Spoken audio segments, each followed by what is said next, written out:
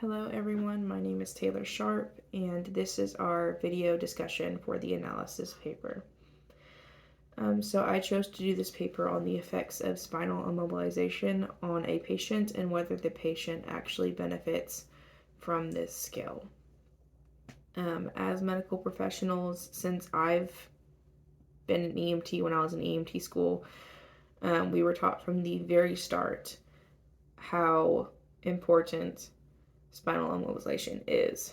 We are taught with the appropriate mechanism of injury. We should immediately stabilize the spine, neutral inline position, and get them, if it's appropriate, on a long spine board.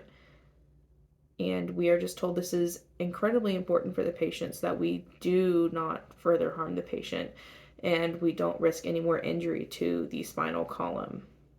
And new studies are actually showing now that spinal immobilization may be doing more harm than good for our patients. So I decided to look into that a little bit. I was insanely curious after we had a discussion in class about it. So there were several points to hit when researching this topic. I'm just choosing some of the biggest ones to point out that really popped out to me. So one of the first problems is that the rigid spinal immobilization on a backboard can promote breakdown of the skin at points of contact, which can lead to some skin ulcers. Now that's more kind of in the long run. Obviously, it's not an immediate thing, but that's still something we would like to look out for. Spinal immobilization to a long spine board has also been said to increase the patient's pain and can even restrict the patient's breathing. And as we know, while this is happening, we've placed them on a board, we put them in the back of the ambulance, and they often do not get off that board until they're in the ER and the doctor says it is okay and they clear them. So that whole time, let's say it's 10-15 minutes at the hospital, not including on-scene time, and including the time in the hospital, they could be on that spine board for a good hour or so, just in more pain than they necessarily need to be, or in even more respiratory distress than they need to be as well. One of the other points I saw was specifically for elderly people. We run a lot of calls on elderly patients who fall, get into accidents, whatever. And something that's pretty common in the elderly is kyphosis or hyperlordosis. Both of these cause curvature of the spinal column.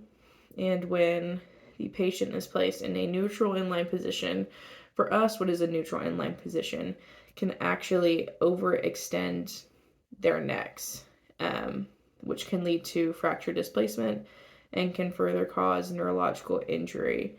So that's something I feel like we should really look into and start teaching more in classes about how that neutral inline position is not necessarily a one size fits all.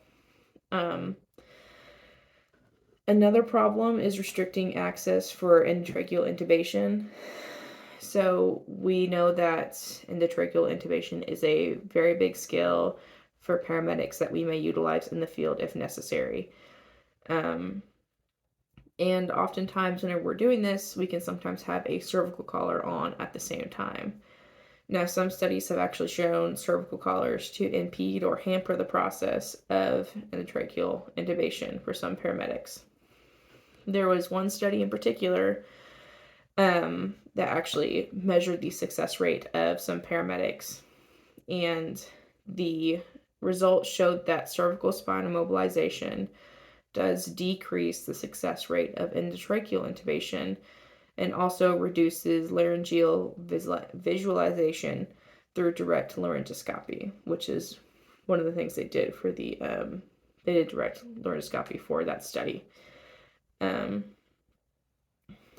So with just a few of these points, we can easily see that immobilizing our patient can be affecting them negatively how we are doing it currently. I believe this process should be reevaluated. We should start looking into different alternatives for that. And I believe if we reevaluate how we go about spinal immobilization, we can increase patient comfort and hopefully avoid further injuring our patients. Thank you.